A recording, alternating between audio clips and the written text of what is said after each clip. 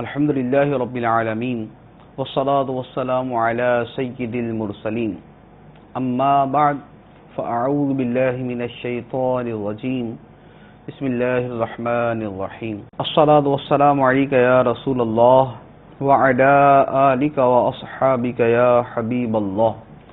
الصلاة والسلام علیک یا نبی اللہ وعلی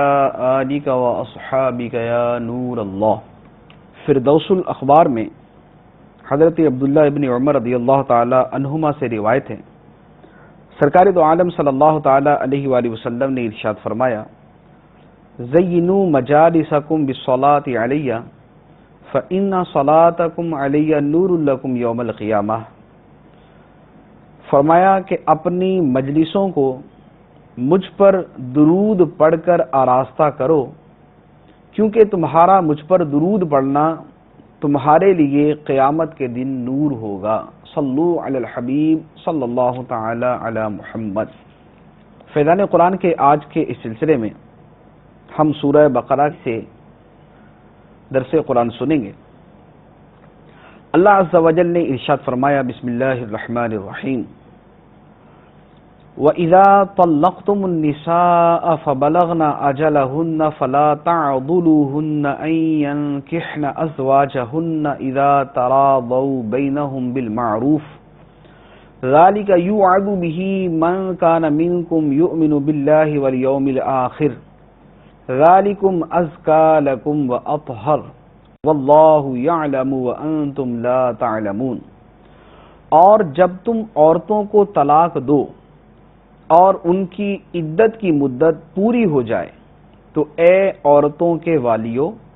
انہیں اپنے شوہروں سے نکاح کرنے سے نہ روکو جبکہ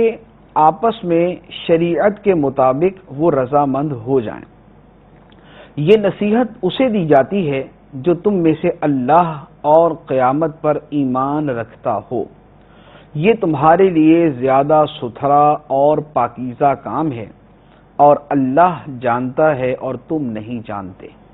اس آیت مبارکہ کا شان نزول یہ ہے کہ حضرت معقل بن یسار رضی اللہ تعالی عنہ کی ہمشیرہ یعنی ان کی بہن کا نکاح حضرت عاصم بن عدی کے ساتھ ہوا تھا۔ عاصم بن عدی نے انہیں طلاق دے دی۔ ایک طلاق تھی، جب عدت گزر گئی تو عاصم بن عدی نے دوبارہ رجوع کرنے کا کہا، یعنی دوبارہ نکاح کا ارادہ ظاہر کیا۔ جب دوبارہ نکاح کا ارادہ ظاہر کیا تو حضرت معقل بن یسار رضی اللہ تعالی عنہ مانے ہوئے کہ جب پہلے طلاق دیا تو اب میں یہ نکاح نہیں ہونے دوں گا۔ اس پر یہ آیت مبارکہ نازل ہوئی کہ جب عورتوں کو طلاق ہو جائے اور ان کی عدت پوری ہو جائے، اس کے بعد اگر وہ دوبارہ نکاح کرنا چاہیں تو تم انہیں اس سے منع نہ کرو۔ نکاح پہلے ہی شوہر سے کرنا چاہیں، جیسے ایک یا دو طلاقیں دی ہوں اس صورت میں، یا پہلے کے علاوہ کسی اور سے نکاح کرنا چاہیں تو تم انہیں نہ روکو، یہ تمہارے لیے بہتر ہے۔ اور اس پر فرمایا کہ ذالکم ازکیٰ لکم واطہر، یہ تمہارے لیے زیادہ ستھرا اور زیادہ پاکیزہ کام ہے۔ وجہ اس کی یہ ہے کہ عورت پہلے جس کے نکاح میں رہ چکی ہوتی ہے، عام طور پر دل کے اندر اس کے بارے میں ایک نرمی کے جذبات ہوتے ہیں۔ اگر طلاق کے بعد دوبارہ ان کی آپس میں ایسی کوئی صورت بن جائے کہ دوبارہ نکاح کرنا چاہیں اور اب اگر گھر والے روکیں تو کوئی بعید نہیں ہے کہ سابقہ تعلقات کی وجہ سے عورت کوئی غلط قدم اٹھائے، تو چونکہ یہ بعد میں زیادہ شرمندگی اور زیادہ تکلیف کا باعث ہوگا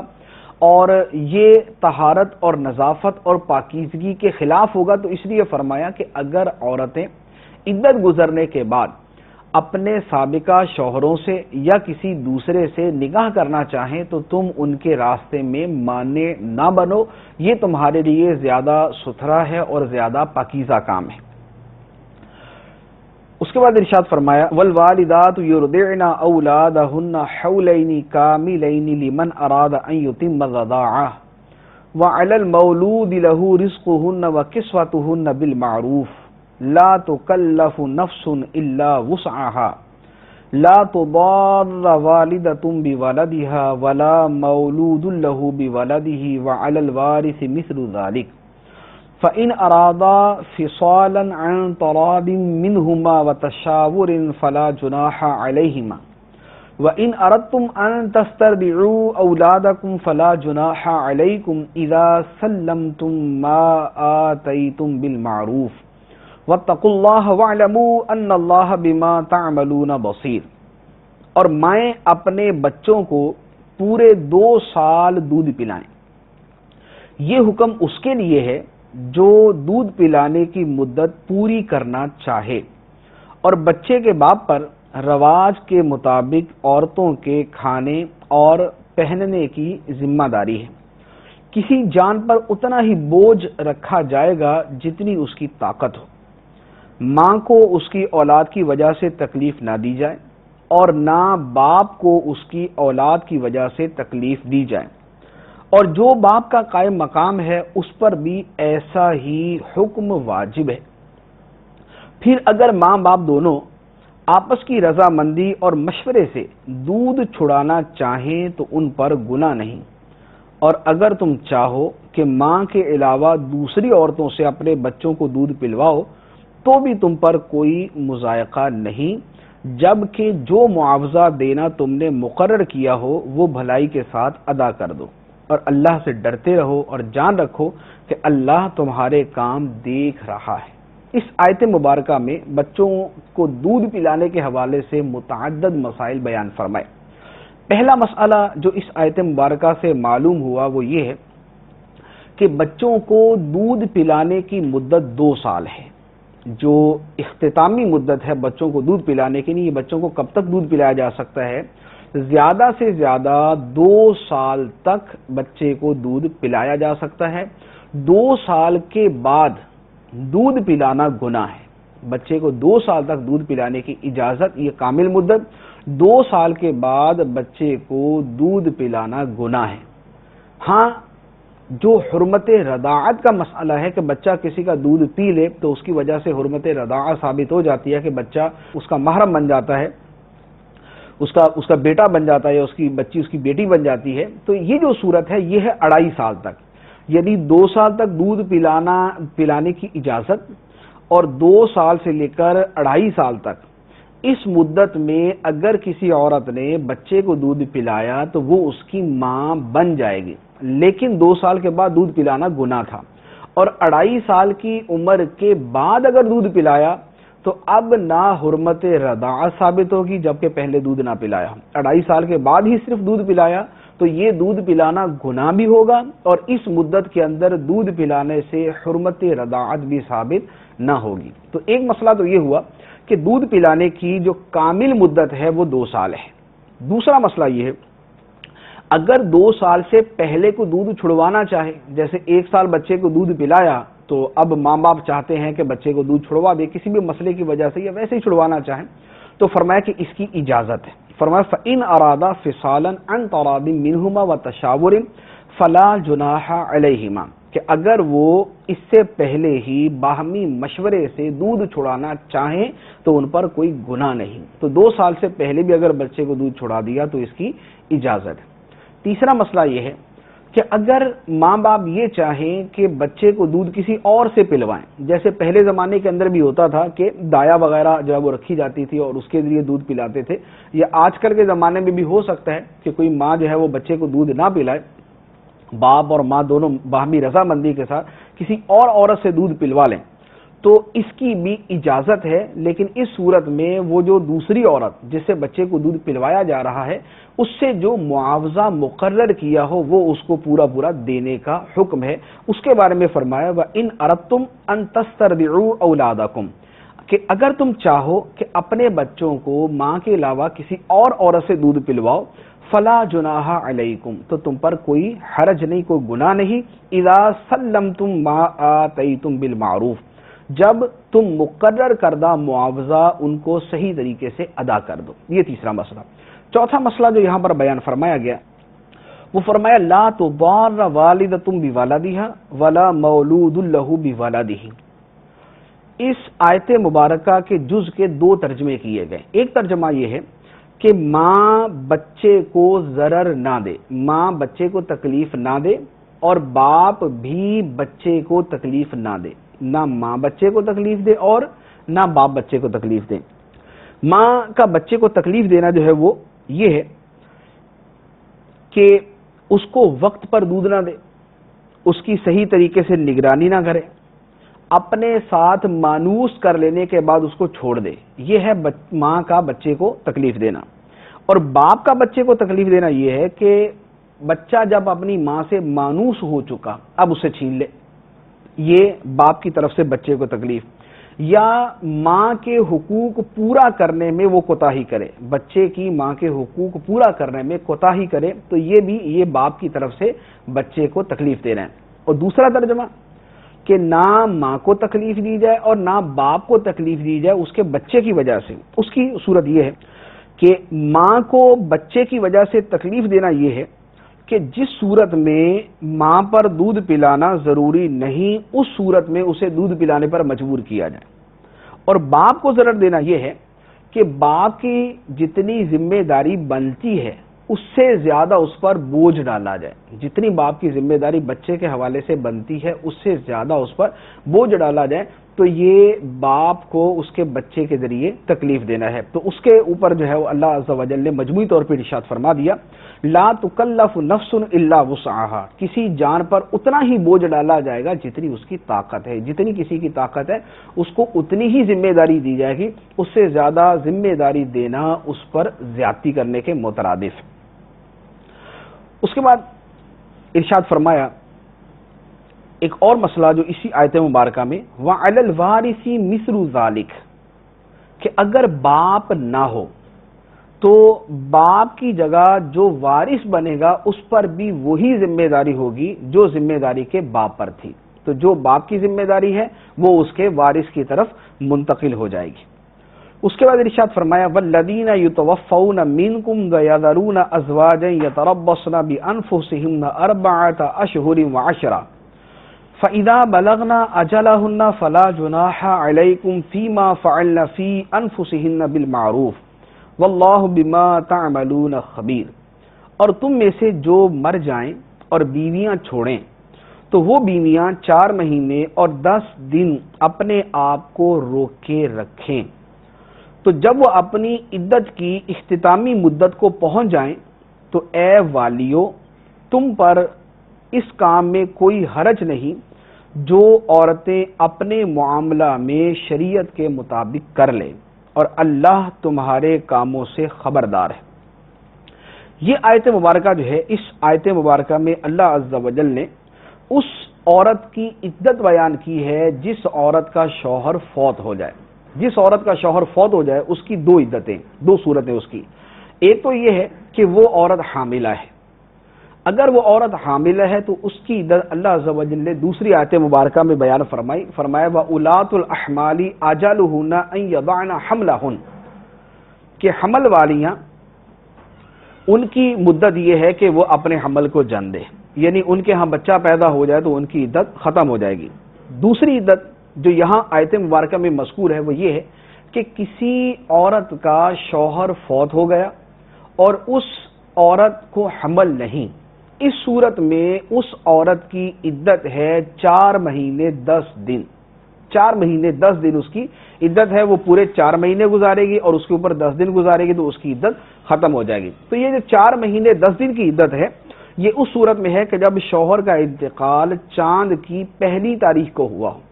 اگر شوہر کا انتقال چاند کی پہلی تاریخ کے علاوہ ہوا تو اس صورت میں اعلیٰ حضرت علی احمد نے فتاوی رضویہ شریف میں بیان فرمایا کہ اس صورت میں عورت مکمل 130 دن عدت گزارے گی، 130 دن مکمل عدت گزارے گی۔ تو یہ عدت کی مدت اس آیت مبارکہ میں بیان ہوئی۔ اب اس کے علاوہ عدت کے پھر دیگر مسائل ہیں کہ دوران عدت عورت گھر سے نہیں نکل سکتی، زیب و زینت اختیار نہیں کرے گی، زیورات نہیں پہنے گی، اور اسی طرح آرائش و زیبائش نہیں کرے گی، بھڑکیلے لباس نہیں پہنے گی، اور بلا ضرورت شدیدہ سر میں تیل نہیں لگائے گی، سرما نہیں لگائے گی، کاجل استعمال نہیں کرے گی۔ تو یہ چیزیں جو ہیں یہ عدت کے دیگر احکام، جس کا شوہر فوت ہو گیا اس کی عدت کے حوالے سے مسائل عرض کیے۔ پھر ارشاد فرمایا وَلَا جُنَاحَ عَلَيْكُمْ فِي مَا عَرَّضْتُمْ بِهِ مِنْ خِطْبَةِ النِّسَاءِ أَوْ أَكْنَنْتُمْ فِي أَنفُسِكُمْ علم اللہ انکم ستذکرونہن ولکن لا تواعدوہن سرا الا ان تقولوا قولا معروفا ولا تعزموا عقدۃ النکاح حتی یبلغ الکتاب اجلہ واعلموا ان اللہ یعلم ما فی انفسکم فاحذروہ واعلموا ان اللہ غفور حلیم۔ اور تم پر اس بات میں کوئی گناہ نہیں جو اشارے کنائے سے تم عورتوں کو نکاح کا پیغام دو یا اپنے دل میں چھپا رکھو۔ اللہ کو معلوم ہے کہ اب تم ان عورتوں کا تذکرہ کرو گے، لیکن ان سے خفیہ وعدہ نہ کر رکھو مگر یہ کہ شریعت کے مطابق کوئی بات کہہ لو، اور عقد نکاح کو پختہ نہ کرنا جب تک عدت کا لکھا ہوا حکم اپنی اختتامی مدت کو نہ پہنچ جائے، اور جان لو کہ اللہ تمہارے دل کی جانتا ہے تو اس سے ڈرو، اور جان لو کہ اللہ بہت بخشنے والا حلم والا ہے۔ اس آیت مبارکہ میں اس عورت کا بیان ہے جس کا شوہر فوت ہو گیا اور وہ عدت گزار رہی ہے۔ جو عورت عدت میں ہے، عدت وفات کے اندر ہے، اس سے نکاح کرنا یا اسے نکاح کا پیغام دینا، یہ دونوں چیزیں حرام۔ نکاح کا کھلا پیغام دینا یا نکاح کا اس سے وعدہ کر لینا یہ حرام ہے۔ اس آیت مبارکہ میں یہ بیان کیا گیا۔ ہاں، اشارے کنائے سے اور پردے کے اندر رکھتے ہوئے بات کرنے کی اجازت ہے۔ جیسے مثال کے طور پہ ایک شخص ہے، کسی عورت کا شوہر فوت ہو گیا اور وہ عورت عدت گزار رہی، دوسرا آدمی اس سے نکاح کرنا چاہتا ہے، تو یہ اسے یوں اس طرح کے الفاظ کہہ سکتا ہے کہ مجھے امید ہے کہ اللہ تبارک و تعالیٰ تمہارے لیے جلد کوئی راستہ نکال دے گا، یا اسے یہ کہہ سکتا ہے کہ میرا نکاح کا ارادہ ہے اور مجھے امید ہے کہ انشاءاللہ چند مہینوں کے اندر اللہ تعالیٰ میرے لیے کوئی راستہ نکال دے گا۔ تو یہ ڈھکے چھپے الفاظ کے اندر گویا اس کو بتا دیا کہ میں تم سے نکاح کرنا چاہتا ہوں۔ تو صراحت کے ساتھ اسے نکاح کا پیغام دینا یہ حرام، اس سے نکاح کا وعدہ کرنا یہ حرام، اور ڈھکے چھپے الفاظ کے اندر اسے نکاح کی بات کہہ دینا اس کی اجازت، اور اسی طرح اپنے دل کے اندر رکھ لینا کہ یہ عدت سے فارغ ہوگی تو میں اسے نکاح کروں گا، اس کی بھی اجازت ہے۔ دوسرا مسئلہ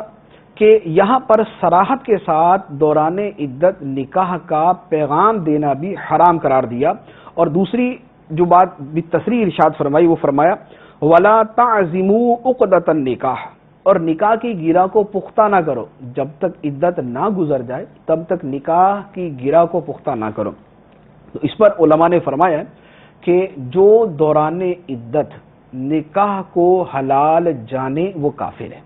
تو عدت کے دوران نکاح کا حرام ہونا چونکہ قرآن سے ثابت ہے، لہذا جو اس کا انکار کرے گا اور نکاح کو حلال سمجھے گا وہ کافر ہے۔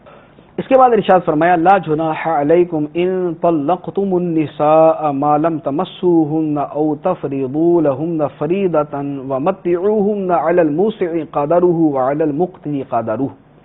متاعا بالمعروف حقا على المحسنین۔ اگر تم عورتوں کو طلاق دے دو تو جب تک تم نے انہیں چھوا نہ ہو یا کوئی مہر مقرر نہ کر لیا ہو تب تک تم پر کچھ مطالبہ نہیں، اور ان کو ایک جوڑا برتنے کو دو، مالدار پر اس کی طاقت کے مطابق اور تنگ دست پر اس کی طاقت کے مطابق دینا لازم ہے۔ شرعی دستور کے مطابق انہیں فائدہ پہنچاؤ، یہ بھلائی کرنے والوں پر واجب ہے۔ اس آیت مبارکہ میں مہر کا مسئلہ بیان کیا گیا ہے۔ عورتوں کے مہر جو نکاح کے وقت مقرر ہوتے ہیں اس کے حوالے سے بات کی گئی۔ یہاں اصل میں صورت اس سے مختلف ہے۔ عام طور پہ تو نکاح یوں ہوتا ہے کہ مہر مقرر کیا جاتا ہے کہ اتنے حق مہر کے اوپر نکاح کیا۔ یہاں جو صورت ہے وہ یہ ہے کہ مہر مقرر نہ کیا گیا۔ اس کی دو صورتیں ہوتی ہیں۔ ایک صورت یہ ہے کہ مہر مقرر کیے بغیر نکاح کیا، مہر مقرر کیے بغیر نکاح کیا اور ابھی میاں بیوی میں تنہائی نہ ہوئی اور طلاق ہو گئی۔ مہر مقرر نہیں ہوا، میاں بیوی میں تنہائی نہ ابھی ہوئی نہیں کہ طلاق ہو گئی۔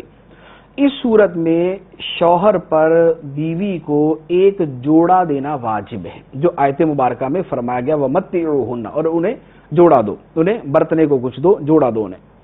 تو یہ جوڑا تین جو ہے وہ ان کے کپڑوں کے اوپر مشتمل ہوگا، دوپٹہ ہوگا، شلوار ہوگی اور قمیض ہوگی، اور ایسا ہو کہ جو درمیانے درجے کا ہو۔ تو یہ جو ہے وہ شوہروں کے اوپر جو ہے یہ لازم ہے، ایک صورت۔ دوسری صورت یہ ہے کہ نکاح ہوا اور مہر مقرر نہ کیا گیا تھا، مہر مقرر نہ کیا گیا لیکن میاں بیوی میں خلوت ہو چکی، ان میں تنہائی ہو چکی، اب طلاق ہو گئی۔ اس صورت، اب یہ پہلی صورت سے یوں مختلف ہوگی کہ پہلی صورت میں مہر بھی مقرر نہیں تھا اور تنہائی بھی نہیں ہوئی تھی، اس صورت کے اندر مہر تو مقرر نہیں تھا لیکن بعد میں تنہائی اور خلوت ان میں ہو چکی تھی، خلوت صحیحہ۔ اس صورت کے اندر اگر طلاق ہو گئی تو مہر مثل دینا ہوگا۔ مہر مثل کیا ہوتا ہے؟ مہر مثل یہ ہوتا ہے کہ لڑکی کے باپ کی طرف سے جو اس کی رشتہ دار عورتیں ہیں جو اس جیسی ہوں اوصاف کے اعتبار سے، جو ان کا مہر بنتا ہے وہ مہر مثل ہے، تو شوہر کو مہر مثل دینا لازم ہوگا۔ پھر فرمایا کہ علی الموسع قدرہ وعلی المقتر قدرہ، یہ جو جوڑا دینے کا حکم فرمایا گیا ہے اس میں امیر اور غریب دونوں کا فرق رکھا گیا۔ جو مالدار ہیں، اگر میاں اور بیوی دونوں مالدار ہیں تو جوڑا جو دیا جائے گا وہ اعلیٰ درجے کا دیا جائے گا، اور اگر میاں بیوی دونوں غریب ہیں تو جوڑا ادنا قسم کا دیا جائے گا، اور اگر میاں اور بیوی دونوں میں سے کوئی ایک مالدار ہے اور ایک غریب ہے تو اس صورت میں درمیانے درجے کا جوڑا دیا جائے گا، اور اس پر فرمایا حقا علی المحسنین، یہ جوڑا دینا بھلائی کرنے والوں کے اوپر واجب ہے۔ اس کے بعد ارشاد فرمایا وَإِن طَلَّقْتُمُوهُنَّ مِن قَبْلِ أَن تَمَسُّوهُنَّ وَقَدْ فَرَضْتُمْ لَهُنَّ فَرِيضَةً فَنِصْفُ مَا فَرَضْتُمْ إِلَّا أَن يَعْفُونَ أَوْ يَعْفُوَ الَّذِي بِيَدِهِ عُقْدَةُ النِّكَاحِ وَأَن تَعْفُوا أَقْرَبُ لِلتَّقْوَى وَلَا تَنسَوُا الْفَضْلَ بَيْنَكُمْ إِنَّ اللَّهَ بِمَا تَعْمَلُونَ بَصِيرٌ، اور اگر تم عورتوں کو انہیں چھونے سے پہلے طلاق دے دو اور تم نے ان کے لیے کچھ مہر بھی مقرر کر دیا ہو تو جتنا تم نے مقرر کیا تھا اس کا آدھا مہر دینا واجب ہے، مگر یہ کہ عورتیں کچھ مہر معاف کر دیں یا وہ شوہر زیادہ دے دے جس کے ہاتھ میں نکاح کی گرہ ہے، اور اے مردو تمہارا زیادہ دینا پرہیزگاری کے زیادہ نزدیک ہے، اور آپس میں ایک دوسرے پر احسان کرنا نہ بھولو، بے شک اللہ تمہارے کام دیکھ رہا ہے۔ اس آیت مبارکہ میں 5-6 چیزیں بیان کی گئی۔ یہاں پر بھی پہلا مسئلہ تو مہر کے متعلق ہی بیان کیا گیا۔ مہر کا مسئلہ یہ ہے کہ نکاح ہوا، مہر مقرر ہوا، میاں بیوی میں تنہائی اور خلوت صحیحہ نہ ہوئی اور طلاق ہو گئی، اس صورت میں جتنا مہر مقرر کیا گیا تھا اس کا آدھا مہر دینا واجب ہوگا۔ جیسے 10,000 روپے مہر مقرر ہوا اور تنہائی سے پہلے طلاق ہو گئی تو اس صورت میں 5,000 روپے مہر کے طور پہ دینے پڑیں گے۔ ہاں یہ ہو سکتا ہے کہ عورت مہر معاف کر دے، جو 5,000 روپے اس کو مہر کے اس کے بنتے ہیں وہ بھی معاف کر دے، اس کا کچھ حصہ معاف کر دے تو اس کو اجازت، یا شوہر 5,000 کی جگہ 10,000 ہی دے دے کہ آدھا مہر کی بجائے پورا ہی دے دے تو یہ اس کی بھی اجازت، اور افضل یہ ہے کہ شوہر کی طرف سے اضافہ ہو، یعنی اس کا آدھا مہر جو بنتا ہے وہ اس سے زیادہ دے دے، یہ اس کے لیے بہتر ہے۔ اور اس کو فرمایا کہ وَأَن تَعْفُوا أَقْرَبُ لِلتَّقْوَى، کہ اے مردو تمہارا زیادہ کر دینا یہ تقوی کے زیادہ قریب۔ تقوی کے زیادہ قریب کیوں ہے؟ اس لیے کہ عام طور پہ جب طلاق ہوتی ہے تو اس کے بعد تو دونوں کے دل میں ایسی نفرت اور ایسی دشمنی بیٹھتی ہے کہ ایک دوسرے کو مارنے کو تلے ہوتے ہیں۔ اس وقت اللہ عز و جل یہ ارشاد فرما رہا ہے کہ اے مردو تمہارا ان کو زیادہ دینا یہ تقوی کے زیادہ قریب ہے، کیونکہ مرد عام طور پہ عورت کو تکلیف پہنچانے پر زیادہ قدرت رکھتا ہے، اس کو بدنام کر سکتا ہے، اس کو ادھر ادھر اس کی باتیں پہنچا سکتا ہے، آگے کسی جگہ اس کا نکاح نہ ہونے دے وہاں باتیں پہنچاتا ہے، اس طرح کی حرکتیں کر سکتا ہے۔ تو فرمایا کہ تمہارا ان پر احسان کرنا اور تمہارا انہیں زیادہ دے دینا یہ تقوی کے زیادہ نزدیک ہے، اور پھر فرمایا وَلَا تَنْسَوُا الْفَضْلَ بَيْنَكُمْ، اور آپس کے اندر احسان کرنا نہ بھولو، آپس کے اندر احسان کرنا نہ بھولو۔ یہ قرآن پاک کی وہ تعلیم ہے کہ آپ اس تعلیم کا مقام دیکھیں کہ یہ تعلیم کب فرمائی جا رہی ہے کہ ایک دوسرے پر احسان کرنا نہ بھولو، کہاں پر؟ جہاں طلاق ہو چکی، ایک دوسرے سے اب نفرت، بغض، کینہ اور انتقام کی فضا پیدا ہو چکی ہے، وہاں اللہ عز و جل فرماتا ہے کہ اگرچہ تمہارے درمیان جدائی ہو چکی اور تم ایک دوسرے سے علیحدہ ہو گئے، مگر یہاں پر بھی آپس میں ایک دوسرے پر احسان کرنا نہ بھولو، بے شک اللہ تمہارے اعمال سے خبردار ہے۔ یہ تمہارے جو ہے وہ احسان، تم اگر ظلم کرو گے تو بھی اللہ تعالیٰ اسے دیکھ رہا ہے، اور اگر تم آپس میں احسان کرو گے جو بھی اللہ تعالیٰ اسے دیکھ رہا ہے۔ پھر فرمایا حافظوا علی الصلاوات والصلاۃ الوسطی وقوموا للہ قانتین، تمام نمازوں کی پابندی کرو اور خصوصاً درمیانی نماز کی، اور اللہ کے حضور ادب سے کھڑے ہوا کرو۔ مسائل طلاق کے چل رہے ہیں، درمیان میں نماز کا ذکر آ گیا۔ مقصد کیا؟ مقصد یہ ہے کہ یہ معاشرتی معاملات اور یہ صلح و صفائی اور لڑائی جھگڑے، یہ سارے کے سارے ایک زندگی کے اندر یہ معاملات چلتے رہتے ہیں۔ تم کسی حال میں اللہ کی عبادت سے غافل نہ ہونا، دنیاوی معاملات میں پڑھ کر اور ان کے اندر منہمک ہو کر تم اللہ کی یاد سے اور نماز سے غافل نہیں ہو جانا، بلکہ ہر حال میں اللہ تعالیٰ کو یاد کرتے رہنا، نماز کی محافظت کرنا۔ نماز کی محافظت کیا؟ پابندی کے ساتھ پڑھی جائے، پانچوں نمازیں پڑھی جائیں، ظاہری باطنی آداب کے ساتھ پڑھی جائیں، مرد جو ہے وہ جماعت کے ساتھ پڑھے، تو ان تمام آداب کا خیال رکھا جائے، اور خصوصاً درمیانی نماز کا خیال رکھو۔ درمیانی نماز سے مراد ہے عصر کی نماز، بخاری شریف میں صراحت کے ساتھ ہے کہ اس سے عصر کی نماز مراد ہے۔ عصر کی نماز کی بطور خاص تاکید کیوں ہے؟ ظاہری طور پر علماء نے اس کی دو وجہ بیان کی۔ ایک وجہ یہ بیان کی ہے کہ عصر کی نماز میں صبح و شام کے فرشتے جمع ہوتے ہیں، صبح کو آتے ہیں جو شام کو جاتے ہیں، شام کو آتے ہیں جو صبح کو جاتے ہیں، تو عصر کی نماز میں یہ فرشتے جمع ہوتے ہیں، تو اس نماز کا بطور خاص اہتمام کرنے کا فرمایا۔ دوسری بات یہ فرمائی ہے کہ چونکہ عصر کی نماز کا جو وقت ہے یہ کاروباری مصروفیات کا وقت ہوتا ہے، اس وقت کاروبار اپنے عروج پر ہوتا ہے، دنیا بھر کے اندر مارکیٹ کے اندر جو ہے عصر کا ٹائم جو ہے یہ بطور خاص جو ہے یہ خرید و فروخت کا ہے، تو چونکہ یہ غفلت کا وقت ہے، اس لیے اللہ عز و جل نے فرمایا کہ اس غفلت کے وقت میں جو نماز تم پر لازم کی گئی ہے اس نماز کا بطور خاص خیال رکھو۔ وقوموا للہ قانتین، اور اللہ کی بارگاہ میں ادب سے کھڑے ہوا کرو، یعنی ادب سے کھڑے ہونا، تو اس سے ہی پتا چلا کہ نماز کے اندر وہ کھڑے ہونے کے تمام طریقے جس میں بے ادبی کا پہلو نمایاں ہو تو اس سے منع کیا گیا، اللہ کی بارگاہ میں ادب کے ساتھ کھڑے ہونا۔ اسی لیے امام اعظم رضی اللہ تعالی عنہ نے فقہ حنفی کے اندر یہ مسئلہ بیان فرمایا کہ نماز کے اندر جو ہے وہ پاؤں کے درمیان اتنا فاصلہ کیا جائے کہ جو ادب کے پہلو کو نمایاں کرے، اور جس انداز سے بے ادبی کا پہلو نمایاں ہوتا اس سے منع کیا گیا۔ اسی آیت مبارکہ سے نماز کے اندر گفتگو کرنا یہ منع کیا گیا تھا۔ پہلے نماز کے اندر گفتگو کرنے کی بھی اجازت ہوا کرتی تھی کہ دوران نماز بھی آپس میں تھوڑی بہت کوئی متعلقہ بات کر لیتے تھے، جب یہ آیت مبارکہ نازل ہوئی تو نماز میں گفتگو کرنا بھی منسوخ ہو گیا تھا۔ اس کے بعد ارشاد فرمایا فَإِنْ خِفْتُمْ فَرِجَالًا أَوْ رُكْبَانًا فَإِذَا أَمِنْتُمْ فَاذْكُرُوا اللَّهَ كَمَا عَلَّمَكُمْ مَا لَمْ تَكُونُوا تَعْلَمُونَ، پھر اگر تم خوف کی حالت میں ہو تو پیدل یا سوار جیسے ممکن ہو نماز پڑھ لو، پھر جب حالت اطمینان میں ہو جاؤ تو اللہ کو یاد کرو جیسا اس نے تمہیں سکھایا ہے جو تم نہ جانتے تھے۔ یہاں پر حالت خوف کا بیان ہے۔ حالت خوف دو طرح کی ہے، ایک حالت خوف آگے جا کے آئے گی، اس میں یہ ہے کہ دشمن سے مقابلہ ہے، مسلمان لشکر بھی وہاں پر موجود ہے، سارے نماز پڑھیں گے تو دشمن حملہ کر دے گا، تو پھر وہاں پر ایک طریقہ بیان کیا گیا ہے کہ امام کے پیچھے آدھی جو ہے وہ آدھا لشکر نماز پڑھے، آدھی نماز، پھر وہ چلا جائے اور دوسرا لشکر کا حصہ آ جائے، وہ آ کے بقیہ نماز پڑھے، پھر یہ اپنی مکمل کرے، پھر وہ بھی آ کے اپنی مکمل کر لے، یہ ایک طریقہ۔ دوسرا طریقہ جو نماز خوف کی ایک اور حالت ہے وہ یہ ہے کہ بعض اوقات ایسا ہے کہ درندے کا یا دشمن کا ایسا خوف ہے کہ آدمی کسی جگہ ٹھہر ہی نہیں سکتا، چل چلاؤ ہے، گاڑی میں ہے، سواری پر ہے، سواری چل رہی ہے، نماز کا وقت ہے، پیچھے دشمن لگا ہوا، درندہ لگا، اب کیا کرے؟ تو اس صورت میں فرمایا کہ جب ایسی خوف کی حالت ہو تو آدمی سواری کے چلتے ہوئے ہی نماز پڑھ، چلتے ہوئے سواری پر سوار جیسے بھی ممکن ہو نماز پڑھ لے، اور جدھر اس کا منہ ہے ادھر ہی وہی اس کا قبلہ ہے، اس وقت قبلے کی طرف منہ کرنا شرط نہیں رہے گا۔ تو اس آیت مبارکہ سے ایک تو حالت خوف میں نماز پڑھنے کا پتہ چلا، دوسرا اس سے یہ بھی پتہ چلا کہ نماز اللہ کی بارگاہ میں کتنا اہم ترین فریضہ ہے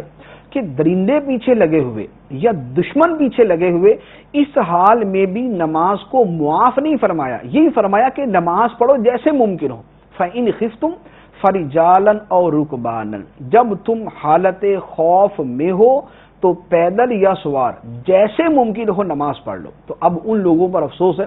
کہ اللہ عز و جل نماز کی ایسی تاکید فرمائے کہ حالت خوف میں بھی نماز پڑھنے کا طریقہ بیان فرما دیا، اور لوگوں کی یہ حالت ہو کہ گھر میں بیٹھے ہوئے اپنی سستی کی وجہ سے نماز نہ پڑھیں۔ اللہ عز و جل ہمیں نماز پڑھنے کی توفیق عطا فرمائے۔ اللہ عز و جل اپنے پیارے حبیب صلی اللہ تعالی علیہ وآلہ وسلم کے صدقے اس درس میں جو کچھ سنا، بیان کیا، اسے یاد رکھنے، اس پر عمل کرنے کی توفیق عطا فرمائے۔ آمین بجاہ النبی الامین صلی اللہ تعالی علیہ وسلم۔